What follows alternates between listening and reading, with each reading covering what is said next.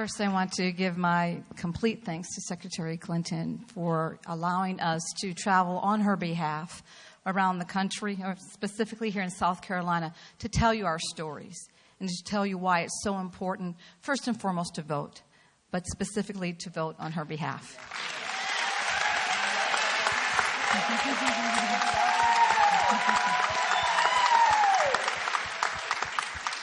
My name is Lucy McBath. I'm the mother of Jordan Davis, the young man who was shot and killed in Jacksonville, Florida, on November 23rd, 2012, what's called Black Friday. Jordan and his friends were really excited about shopping, and that's all that they were doing on November 23rd, 2012, shopping, going from one mall to the next. And in the time that they actually stopped to get chewing gum, because my son said, "You guys, we're going to the next mall. If we're going to pick up girls, we need to get some chewing gum because our breath stinks." Typical for teenage boys. Also, what's typical for teenage boys is they are playing loud music, booming music. And so in that 3.5 minutes time that the boys stopped to get chewing gum, and the driver of the car goes into the convenience store to get chewing gum and cigarettes, a man, Michael Dunn, 47-year-old white software developer, pulls in next to the boys in the parking lot. And within those 3.5 minutes, he begins an argument, in particular with my son, about the volume of the music. And because he was emboldened by the Stand Your Ground law in the state of Florida, and this expansive law that is all over the country, based upon that law, being emboldened by that law and his implicit bias and his racist attitudes towards young men of color, he racially profiled the boys, considered that they were thugs and gangbangers. He shot 10 rounds into the car. 3 of the rounds that he shot into the car, ballistics show that he was aiming for my child, for Jordan. And 3 of those bullets that he shot into the car actually did kill Jordan instantly. The other 7 bullets, he continued to shoot at the boys as they were trying to get out of harm's way. He tracked them as if he were a policeman, tracking them as they moved out of the parking lot. I truly believe that what gave him carte blanche, so to speak, and the ability to shoot to kill, ask questions later, shoot first, ask questions later. What gave him the authority is the expansive gun culture and the radical gun laws that we have here in our country.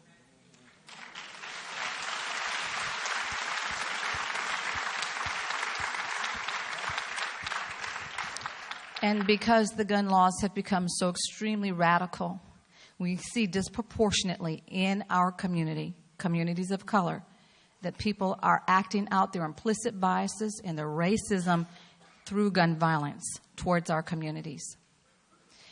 It is known that statistically that 30 times more a black man will be gunned down by gun violence more than a white man. 30 times more a black woman will be gunned down through gun violence than a white woman. And black men will particularly live 1 year less in this country because they die by gun violence. They will live 1 year less than a white male. I have had the great and profound privilege to stand on the podium with President Obama as he gave his executive orders in this country towards gun violence prevention. And being able to stand on that podium with him, I could only think what my father would think. My father was Illinois branch president of the NAACP for over 20 years.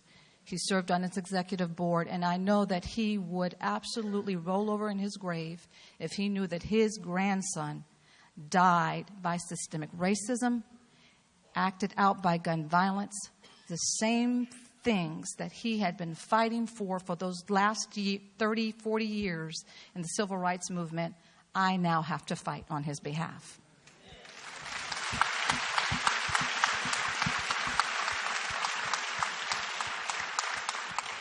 I have been watching Secretary Clinton for many, many years. I have watched her as First Lady in this country. I have watched her as Senator Clinton in this country. I have watched her as Secretary of State. I have watched her bring allies back to the fold again, back to the fray, countries that had long been forgotten about. And she has done a good thing.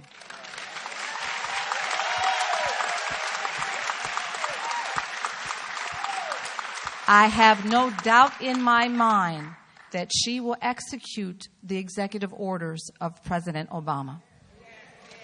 I have no doubt in my mind that she will make sure that's instituted comprehensive background check legislation for all gun sales in this country. I have no doubt in my mind that she will make sure that any individuals in this country that are selling high volumes of guns, that consider themselves in the business of doing or selling guns, and they are gun dealers, I have no doubt that she will make sure that they are fully and duly licensed. I have no doubt that she will make sure that we begin to eradicate the black market selling of guns, the high numbers of black market guns that are infiltrating our cities, and most of those guns are the ones that are being used against communities of color. I have no doubt that she will do everything in her power to make sure that she is keeping guns out of the hands of dangerous criminals, the mentally ill, and definitely making sure that she is putting into place common sense measures in our existing gun laws. She's not against the Second Amendment rights for people to bear arms. Make no mistake about that. But she understands that with the Second Amendment rights, the people have to have common sense measures put in place.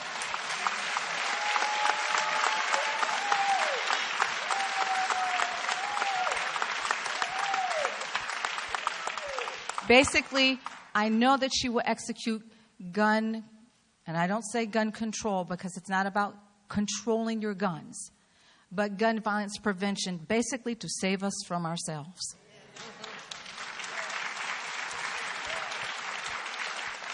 I do know that she will make gun dealers and gun manufacturers accountable for the numbers of guns and the immunity that they have in this country towards what's happening in the gun culture. So I stand here before you, sit here before you this evening to say I have no doubt that she is the candidate of choice. I have no doubt.